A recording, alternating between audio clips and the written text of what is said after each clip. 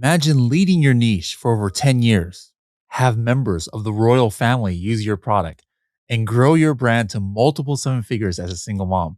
How did she do it? Well, I flew to her house in London to find out. How cool is that?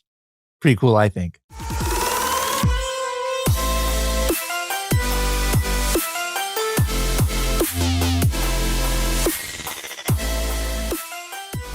Hello, everybody, and welcome to another episode of the Serious Sellers Podcast by Helium 10. I am your host, Bradley Sutton, and this is the show that's a completely BS-free, organic conversation about serious strategies for serious sellers of any level in the e-commerce world.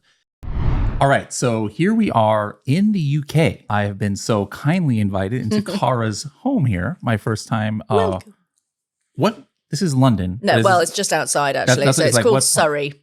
So we're in Surrey, you say? We are in Surrey. All right. And I came here because I wanted to get firsthand look at the operation. I see her office. She's got a backyard office. Looks great.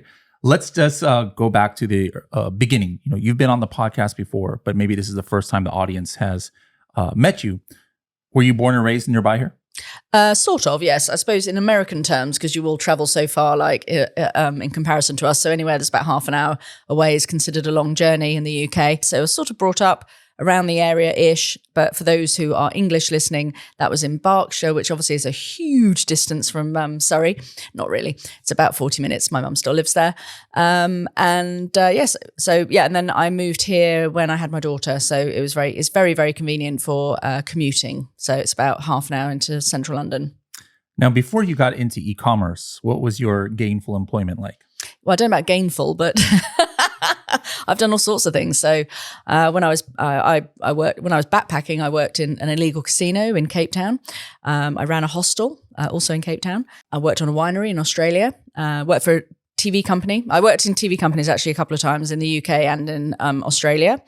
But my main career, although I don't know if I'd call it gainful, was public relations, marketing, events, that sort of thing. So I actually worked on the team that launched Amazon in the UK when it was a book warehouse in Slough back in, beginning of 2000, I think. Was it 1999? No, I think it was end of 99, beginning of 2000. We also launched eBay. So we had a lot of consumer technology clients. So I used to run Tesco. So Tesco is a grocery store, big grocery store. Like, what's a big grocery store for you? Like, I always think of Target, but that's not really food. Yes. That's just more. So we've got Albertsons, Kroger, things like that in the US. So massive. And we launched online home shopping for them, which was grocery shopping. And I'll never forget, it was quite funny. I worked for a company. I later worked for the same company actually, which was Hearst. Which has Good Housekeeping magazine, and I know Good Housekeeping in the US, and we have in the UK. And I remember that I rang them up, and they were like, "Oh no, nobody's going to want someone else to pick their tomatoes or their vegetables, etc." And going, I think they probably will. And obviously, it's taken off very well in the UK because obviously we're a lot smaller country than the US. But yes, it's funny sort of seeing how people's attitudes change to technology over the years. So yeah, I've been sort of involved in that world on and off, weirdly, like 25. 30 so like years. Working for the man, though, and like corporations and things like horrible. that. Okay. Hated it. Is that what caused you to kind of think about, hey, I want to start something myself? No, not really. My father was an entrepreneur, so he started his own business in the freight industry.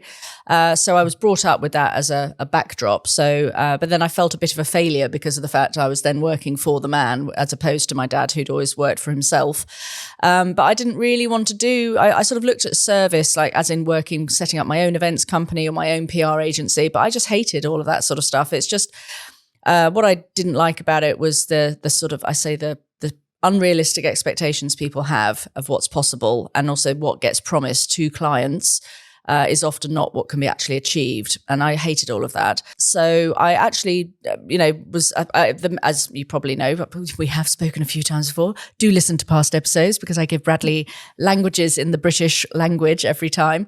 So yeah, no, the main reason I actually started my business had nothing to do with anything other than the fact I had my daughter and she was a tiny baby and I needed a product that didn't exist. And so I've always been quite sort of, I'm a problem solver. In fact, actually, interestingly, I got diagnosed with ADHD a few years ago. And apparently it's quite a big thing for people with ADHD. They like solving problems. Like, we don't see problems as problems. We see them as challenges. And then unfortunately you go into hyperfocus and really probably overly solve it. So that's exactly what I did, basically. And I created a product that didn't exist. What year are we talking about now? So I had Holly October 2007, and I know that I had registered the domain for the brand name SnoozeShade by the end of 2008. So I can't really remember the exact timeline as such. Then I went to see a manufacturer, I think probably in 2008. But then I really started motoring in 2009 because that year was the year that I launched the business and went to a trade show where I showed the product prototype for the first time. And that's where I've got orders and things like that. So obviously this is back in the day, pre-FBA and all of that sort of stuff, certainly in the UK. Mm-hmm. And in fact, I actually sold on Amazon in 2011 in the US, and there was no kind of FBA setup or anything. You had to do it all kind of going to the post office type thing. Explain the product a little bit, like for the need you had, and then what does your product actually do? So the need I had was that I was out and about with as the Americans call the stroller bassinet, which is what do they call it here? Pram. We call them a pram or a carry cart, like pram carry cart. Okay. And then I wanted to protect her from. She was born in October, but I was actually very quite unwell when I was pregnant, so I was in a wheelchair for the first, for about 9 months, and so I had to learn how to walk again. And then I got very overexcited about walking again and was walking everywhere. So I'd like walk to the shops, go and like buy stuff for breakfast, walk to the shops with the pram, buy stuff for lunch, etc. And doing this amount of walking with Holly, I obviously wanted to keep her protected from the elements, whether that was the wind, the chill, the sun, etc. And the kind of traditional method of doing that is to kind of throw a blanket over the pram or something to cover her up, or even using my own coat, putting it over the pram in order to make sure she was nice and protected, whereas I was freezing my bits off. Or the coat would fall off and then you run over it with the pram and then you get a nice dry cleaning bill, etc. And I just wanted something that I could use that was effectively a sort of blackout blind for the stroller. And that was the original concept that I came up with. And then I developed it and moved on. And then it's basically become it's been actually a bestseller on Amazon consistently since 2010. It's been number one in its category for 15 years, nearly 16 years now. Here in the UK. In the UK, yeah. And actually, I think we're number 5 in the US at the moment, actually. Awesome. We've been doing some work relaunching in the US. Yeah, so anyway, it was a product I needed, didn't exist. I launched it. Yeah, that was it, really, the beginning of the snowball. Yeah. Now, since you were fortunate enough to start on Amazon in the early years, when there was not much competition. First of all, obviously, by definition, not much competition because you kind of created this product that didn't exist. But then as the years went on, how did the competition affect you? And obviously there was no Helium 10, there was no tools. Back in the day, you didn't need it because you could just throw something up there. To be fair, I wasn't responsible for selling on Amazon in the early years. So in the early years, I was very much a bricks and mortar. I had like 22 distributors around the world. I had a distributor in the US. I had distributors in the UK, wholesalers, etc. So the product went on and was looked after effectively by other people on Amazon. And then it was 2014 was when I was getting divorced.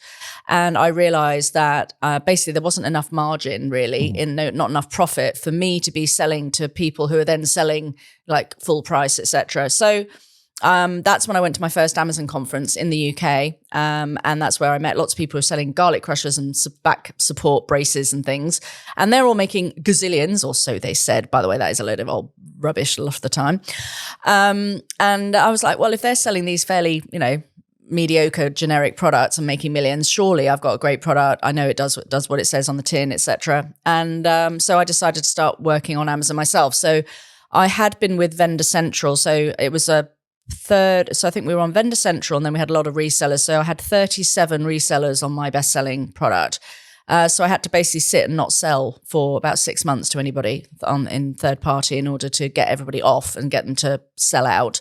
And then I went and worked directly with Vendor Central for a while. That means that she was selling her products to Amazon and Amazon was selling her product to the customers. Yeah, exactly. So I wasn't doing any of the kind of logistics, etc. But I used that opportunity to tidy up my listings, I had people putting a blue blanket picture randomly up for the main image and stuff. It was all sorts of, because when you have third parties on it all the time, it just becomes a mess. Mm-hmm.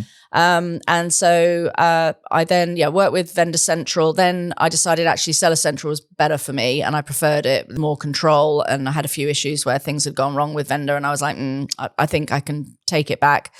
So I took it back and started selling myself I think that was like 2015. And then I went into the US, I think 2016, Australia and Canada, and then Australia. When Australia launched, I got approached by Amazon Australia to go over and launch there. So I still sell there. I actually I basically pulled out of Amazon US a couple of years ago. So it was doing really, really well. I had one product that was a cover for Pack and Plays, which at the time was, again, a world first. And then I just got completely and utterly slaughtered by Chinese copies, which are completely unsafe in comparison to my products. Safety is a big thing for me and my brand. In the US market. It's in the US. Well, and it's still, like, they try everywhere, obviously.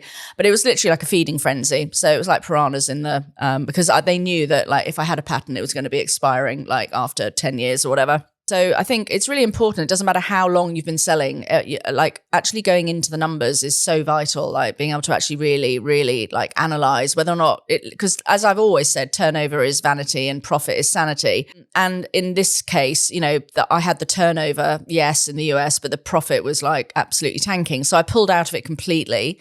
And I'm only now going back in again. And I'm going in with less products, for example, because actually, I have huge awareness. And actually, the other thing I would also say, that the benefit of having done this, and Canada I've shut down full time because Canada, again, was just like a bit of a bloodbath. And I was like, nah, I'm staying out of it.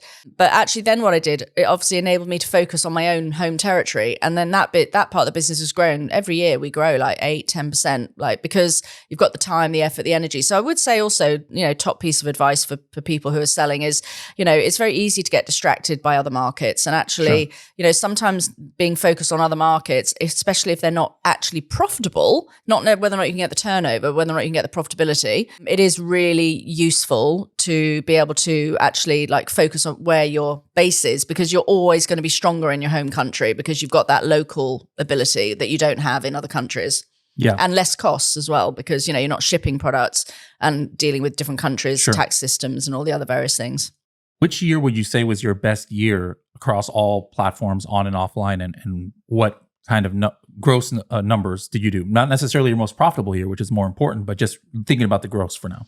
Well, I think I'm only considered I consider myself quite a small seller. I think I did like nearly £3 million. So, and now I do around 2. Okay. So the US marketplace kind of knocked, but having said that, when you look at the profitability, I'm way more profitable now. And so therefore, and also that was one big year. And in fact, that was the year, probably the last year I was in the US. And then I pulled the US out and my numbers dropped like literally hugely. But actually the profitability of the business went up hugely as well. So I had a kind of a painful year where I was like hacking stuff out, knew I was going to be like not profitable as I liked. But weirdly, I always I'm really hot on my numbers. And every now and then I sort of think, oh my God, why am I doing this? No, have one of those moments. And I think, all right, so I'm going to shut the brand down. I've had enough. And then actually when I look at the numbers, like I'm like, oh, actually I haven't done too badly, Yeah. And plus also it depends on what you get out of doing the business. So I'm not planning on selling like anytime soon. I've probably got at least another 5 years of like doing what I do at the moment.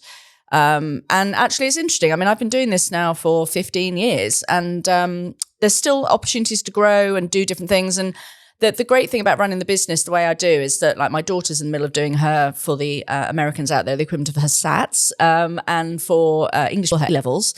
And so for and she was doing her GCSEs year before that. So I've had the last sort of 3 or 4 years where, my daughter's needed me to be around a lot more and be more focused on her. And actually the business just pootled along, doing very nicely, thank you. Pays me the money I need. I get paid more than I would do for a corporate job. I don't have to work for the man. I work for me. My boss is a bit of a pain in the ass sometimes, but, she's okay. She lets me go off where I like. And that's the thing I love about it. And I think it's really interesting. So sadly, I had a friend of mine pass away very recently. And one of the things I think it really makes you do is refocus what's important in your life. Mm-hmm. And it's really interesting. So I'm on a lot of chat groups like on WhatsApp and stuff. And over the Christmas break, I've seen so many people like, oh, I've just been like looking, and it's freaking Christmas Day. You should be with your kids, right? Because let me just tell you, your children will remember more the fact that you weren't around on Christmas Day, more than the money that you're going to make them, like by, it's just, life is really very short, Mm-hmm. And I just think, my way of running my business is not for everyone. I totally understand that. But, I get what I want out of it. I do what I want. I travel where I want. I get to meet great people. Like Bradley and I have known each other. Must be like the whole time you've been at Helium 10, isn't it? It's about 8 years. And, you get to meet really great people. I pay my daughter through the business because she does work for me. I pay my partner because he works for me through the business. I rack up my pension, which I don't think it's called a pension in the US. It's called is it 415 or 403? 401k. There you go. Yeah, so that's like what you retire on. Yeah, okay. So I've racked that up like massively. So although again, if you actually took me out of my business, it would be a hugely profitable business. But I'm in there taking money out while I'm in it, not just focusing my attention on exiting, which I see a lot of people like running their businesses on such a tight leash and on such a tight like margin that they aren't able to enjoy it. Whereas I say enjoy it, then pull yourself out of it if you want to sell and, and go from there. Other than your family here, who do you employ and what do they do? I don't actually employ anyone other than them, except for I have freelancers. So I have one VA in the Philippines. So she does a lot of the day-to-day admin, does a lot of the checking in on things, etc. I have 2 people who work on customer service, and one of them works on customer service and social media. Then I have someone who's not full-time, she's like sort of half-time on social media because social media and marketing is a huge part of the business. And then I have someone that I've outsourced like my Facebook to. I have someone who looks after my website, my SEO, my AO. I have accountants. I have a logistics company. So I don't actually. I've never been one of these people who wants to seem as if I'm bigger than I am. To be honest, in fact, what makes me laugh a lot of the time is that people contact us and they're quite surprised to be speaking to the owner of the business because they're like, "Oh, hang on a minute, I thought you were a really big business." And it's like, nope, still run out of my home. So I have a really lovely team actually, and I've had lots of people work for me for quite long periods of time. On and off and come back to me and then gone away and done something new and then come back or whatever. And I don't believe I don't need a big warehouse to make me feel successful. I'd rather like have a third party because it means I don't have to worry about, I don't want to be worrying about wages and all of the people management stuff. I'd rather someone else handled that. And again, that's my choice, my lifestyle. So yeah, maybe I pay slightly more than other people, but maybe I don't. I don't know. Yeah. Okay. Well, this is, your model here is, I think, what entrepreneurs strive to be able to do. Like if you made such a big operation that now you are the man, now it's the same thing of what you're trying to escape. So the fact that you were able to build this business up and still kind of like keep it in the family is like, that's the dream of a lot of brands out there. Now, as we mentioned before, there was no tools around in 2014, 2015. As competition grew, and now you have to start doing things like you maybe tracking keywords and looking at tracking competitors. Yeah. So I mean, I still get every day, or I don't know how often it is, either once a week or once a day. I get competitor analysis of like what they're doing, etc. I think what it is as well is, like I said, when I shut the US down, there was a much bigger pile of competitors because I was just being like literally like attacked. And now it seems to have calmed down because actually realistically, it's very hard to produce a product like mine. I mean, they cannot produce a product like mine. No product that is a copy is as good quality as mine. Just they can only ever attack me on price. That's it. They can't attack me on safety. They can't attack me on quality. And so now it's actually calmed down a lot. And I think now I'm going back in again. And it's like probably like 3-4 years of like not working properly in the US. And if you have a brand, with values and actual a proper USP, unique selling point, something to makes you different, then you can go in and start again at any given moment in time. So, my sales figures this year have been really good. I've been testing the water, baby steps. This year, and next year I can go in a bit harder if I want to. But it's just always useful to understand. Like, this is the other thing I think a lot of people do. They're like, "Oh, I've got to go big or go home." It's like, no, like I've been flying stuff in. Like even with the tariffs, I've been flying things in because I'd rather limit like my exposure in case it all goes wrong. And so like I've spent the last sort of 6 to 8 months testing. Seeing which products are selling. And actually it's interesting because going back in now, different products are selling better than other products. So like the old one used to be the market leader. Now another one's really kind of come forward, which is fascinating and not something I could necessarily have predicted. So yeah, I think it's always exciting times, and like this year, I'm actually launching a couple of new products. One of which is not a SnoozeShade as such; it's an accessory, but it's an accessory I know that people who buy SnoozeShade would buy, and therefore it opens. Because one of my biggest challenges, and one of the reasons why I have the same issue every time, I always say to people, well, if they don't know about SnoozeShade, how do they find it? Because my biggest keyword is my brand name and also the things that it does.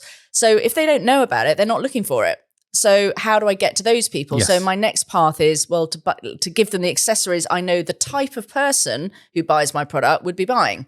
And then that exposes them to the brand, and therefore hopefully they will then start moving over and buying the other products. Yes.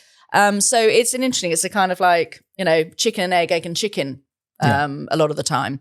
So, and then I'm also doing a product for special needs market, which is really exciting. I'm very, very excited about that because I've been asked to do it for quite a long time, and I've just not had the focus. And because I'm not allowed to travel because of Holly's exams, I will be at home a bit more, so I can get my my cutting scissors out and start doing some prototypes, which will be cool. So I know you've dominated like your brand term, and you're definitely very well known here in the UK. I'm going to ask you in a little bit. I heard even members of the royal family have used your product. Yeah, quite a few of them actually, and some ex-girlfriends of royal family have as well. Oh my goodness! I'm not sure. I've had some really cool people use it actually. The Secret Service, or what do you call it? The MI6 or something. Come in here and no, they just buy on the website, and then I'm nosy because I see an unusual looking name, and then I Google them, and I'm like, oh wow, nice. But anyways, like you said, people will find your brand because they heard about it somewhere, they saw it on social media or something. But then you also, you can't just live off of branded search. You're trying to get new customers. Correct. And so how does Helium 10 come in when you're talking about launching new products, when you're talking about expanding your existing products? How does that help? Well, so obviously I sort of know the numbers of my own brand, as you say, and some of the sort of the key words that I know I hit for. But then, as in finding other products, it's a lot of the time it's like looking at what else people buy. I've got an understanding, and also just sometimes it's like just knowing the volume of a keyword means I can go, that would be quite a good one. That if I went in and got 10% of that, if I got, I've never been a big percentage person. I've always started off. So like when I very first started, there were like 750,000 babies born in the UK, and I was like, well, if I hit 1%, and actually now I do well more than that, but. Like it's interesting. Oh, I do way more than that, darling. Yeah, way more than 1%. But yeah, it's one of those things where you have to really understand. And I really like, to be able to nose around and see what other people are doing, what other products are doing well. And also the keywords often, it's difficult. If you look at it just like on Amazon, it can just be a bit of a mishmash. Whereas with Helium, you can organize it better and you can put it into like groups and track what things are doing and where they're going, where they've been, that sort of thing. And as I said, it's also interesting because then I can actually go into what are the other keywords people who are buying my products looking at, because that can be completely unrelated. Yes. And so therefore you'll be like, oh, hang on a minute, they're like been searching for that. But then, so if they've been searching for that, then maybe I should be doing something that appeals to that word, which has got nothing to do with, So I think, for me, Helium 10 has always been it's a big time saver because I can pull things together. And actually now with AI as well, I mean, that's what really helps as well. Because before, I mean, I used to have pages and pages and pages of spreadsheets and be sitting there and my brain be like, sorting and all the rest of it. Now you can just go, sort this out for me and find this and find that. So I think that really helps. And then actually on the other side of it, I think we were talking about earlier on, like the whole TikTok side of things as well. So for me, marketing, social media, etc., has always been a very huge part of my business. In fact, to be fair, as I always said, I don't really consider myself to be an Amazon seller. I'm just a brand. And Amazon happens to be my largest sales channel. But TikTok is really interesting and not necessarily just purely for sales, but for awareness again. So going back to the kind of principles of old-fashioned marketing, this is what's really interesting generally with the whole kind of like AI scenario that we're all dealing with. One of the reasons people are freaking out is because it's taken away all the hacks. It's taken away all the, well, if I go for this keyword, then I'm going to always get here. Whereas AI does what kind of old-fashioned marketing does, which is it looks at like relevance and whether or not you're actually relevant for that word and whether or not you're being picked up naturally for that. So that's why things like I've had a blog since I started my website in 2010. So I have got literally like huge amounts of like material. And so, but then it's now also taking that material, tweaking it and making sure it's relevant to the keywords. So, all of these things, we're kind of coming back to the fact that as an Amazon seller, you shouldn't just be thinking about Amazon. You should be thinking outside the box. You should be thinking about how are people going to find you, and you want them to be looking for you actively. So start doing things, and TikTok is quite a good an opportunity to do that. Start doing things that are just not Amazon focused all the time. And that's why I think we talked about TikTok last year in Prague, didn't we? And like what Helium 10 was going to do. And it all sounds like really exciting. So I think being an international seller is another way you use Helium 10, because like, for example, let's say I had what we would call a diaper company in the US, and I went to the UK or Australia, and I'll be like, nappies. Yes, I'll be like, oh, okay, let me just copy my listing. Or a travel cot, a porter cot, or a pack and play. Like What's a pack and play? Right, pack and play. Well, that's American. You should know that. Pack and play is a baby, a play yard. I haven't had babies since 25 years. So exactly. So play yard is another word. So play yard, pack and play. So in Australia, they're called porta cots. In America, they're called pack and play and play yards. And in the UK, we call them travel cots. And so you do have to actually change because that's the point. If you're going to sit there and look for the wrong keyword on Helium 10 in the wrong market, then you're going to make misinformed decisions. So it is really interesting. I do see that, and I see that a lot, if I'm honest, from the US. And well, I see it both ways, actually. I see UK and US companies. We speak English, but we speak a different language. And they don't think about it. So they're like, I'm going to launch this product. It's so successful in like either the UK or the US. It's like, yeah, but I mean, I helped a friend a while ago. It was a baby food preparation device or whatever. And the first thing I do is go and look on Amazon, the where you want to sell, and find the competitors and start understanding what words they're using. Then go and look that up on Helium 10 and see what the traction is, etc. Rather than like looking at your own keywords in the UK, because they won't necessarily apply. And we're talking English here, but imagine if she was going to launch SnoozeShade in Japan or something, a completely different language. Obviously, you're not going to have an English listing, so you need to be able to look up the keywords. You say you get like daily emails from Helium 10. What are you looking at there? Well, that's the competitor, which has actually been really interesting, because it's just seeing the number drop. Like since there was as I said, it was like shark infested waters. And like I would literally there'd be like 40, 50 competitors, and now it's gone down. It's like maybe 12 or 13 or something like that, which is very manageable. And I'm always looking at like how many reviews they've got versus how many I've got and all that sort of thing. I mean, reviews definitely have plummeted off the surface of the earth. I mean, like when I think about the good old days of, how many reviews you could get, because actually also customers wrote them.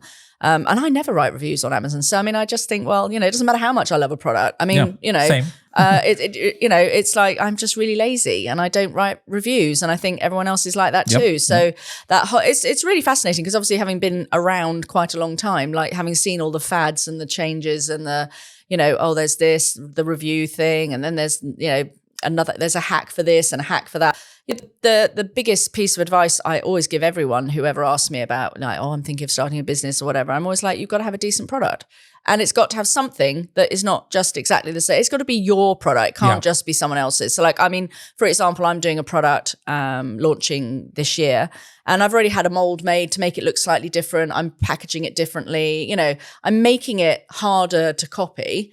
But also it has a unique look to it. So, customers aren't stupid. Like they know that if you've bought a generic, whatever it is, that it's the same generic product. And just because one's got 100 reviews and one's got 3 reviews, because they're usually using the same pictures from the factory, you can tell, and I think that's the thing. I think customers, there's a lot of stupid customers out there as well who don't realize, well, not stupid, but uninformed, but who obviously don't make the connection to the fact there's like 30 photos that are all exactly the same, and then go for the one with the best reviews that's got the more expensive product. I'm like, it's exactly the same product as the cheapest one.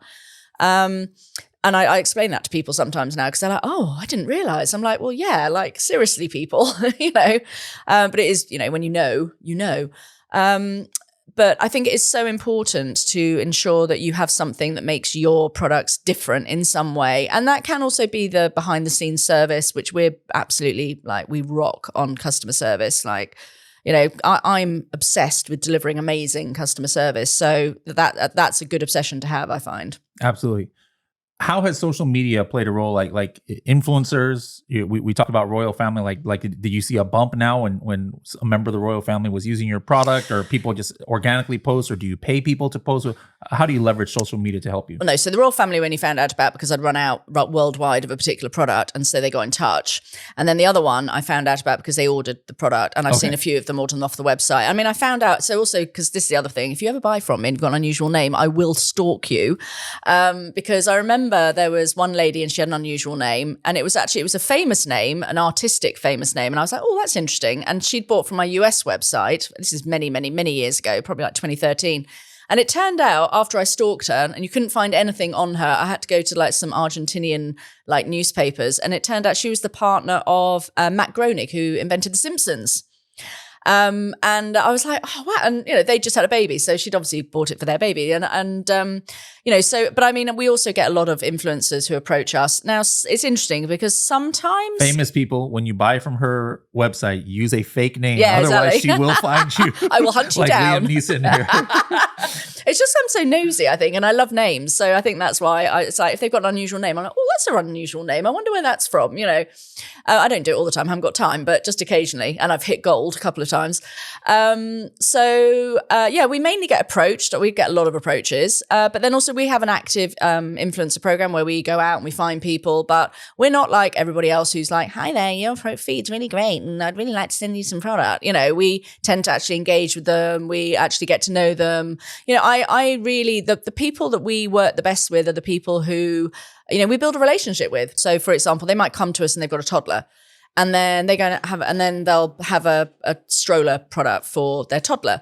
Then they'll want the pack and play travel cot, porta cot product because they're going on holiday. They want to take that. Then they might have another baby. Then they want the twin product because they've got a double stroller. And then they might have another baby and they want the one for the stroller bassinet or the carry cot. So I prefer to work with people like that who like spontaneously and genuinely like promote and use the product. So they promote them not because we're asking them to, but because they love it and it's genuinely making their life easier, which is my slogan, my tagline is making life easier for you. The other thing is we don't pay either. So we only ever do gifted because however anyone ever tries to say otherwise, an ad is an ad, right? And it's never going to be as genuine as when someone genuinely loves the product. Now, they don't necessarily have to have bought the product.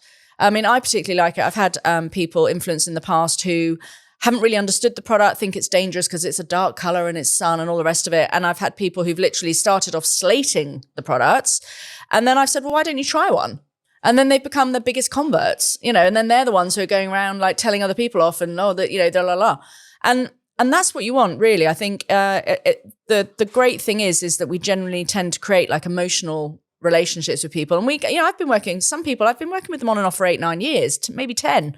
And we kind of, consider them friends, like they're great. And other people, pop in and out very short term, and that's fine as well. But, we're not interested in just throwing product and seeing where it sticks. That's not the thing. And I do think that's where sometimes a lot of, particularly Amazon sellers who maybe are not quite as sort of brand / marketing aware, get unstuck, and they just think that throwing as much product out there as you can, they're going to get great results. And actually, if I'm honest, that's why I have the people on board that I have, because of the fact that they are very good at managing and looking after in a caring way all the people that we work with. Yeah. Now, you didn't know I was going to ask you this specifically, and I know you don't have a necessarily computer-like mind. Excuse me. But what if, over the years, you've had Helium 10 for a long number of years. Yeah. And it's not like, here, this exact thing brought me this exact sale. But, you can estimate, hey, I found a couple of keywords that gets this sale. So like if you were to estimate how, in 7 years, 6 years you've been using Helium 10, how much money you have made from things that you would not have had if you didn't have Helium 10, or the labor hours, your own, your family's or your VAs of things like tracking keywords and things that would take hours and hours. If you just put a random number to it, like how much do you think Helium 10 has either saved or made you over the years? Well, I think I can't do how much it's made because that's almost impossible. What I would say is I've definitely it's interesting because I've done my own listings for a very long time. I've now got somebody else doing it for me and helping. But, I have spent numerous hours researching like the keywords, and And I think that's an element where you can get given the keywords, but you need to know how to use them. And I've never been a keyword stuffer. So whilst I like to ensure I have all the relevant keywords in there, at the same time, I wouldn't go mad and like put every single keyword that I think, like I want it to read like English, if you know what I mean. But certainly in terms of time, it has saved me huge amounts of time because, trying to actually understand which keywords are probably worth, and it's allowed me to test as well, which is good. Because, you need to know what the keywords could be and which ones you're kind of going after and which ones you're not. Awesome. All right. Well, it's been great catching up with you and learning more about your business and SnoozeShade, guys. Look them up. Website, whether you're US, UK, other countries, look them up. And if you have a baby on the way, 0 to 3, get in touch. If you're an influencer, even more, get in touch. There you go. There we are. We keep going. But if you're famous, use a different name. Then use a different name because otherwise I will stalk and hunt you. If you're going to burn her and not promote the product after getting exactly. Then consider yourself dead to me. She'll blow you up on a podcast as well. But anyways, Cara, thank you so much for inviting me to your home. I had some nice croissants here even. Pain chocolat. Only thank the best. Thank you very much and wish you all the best. As always, a pleasure. Thank you.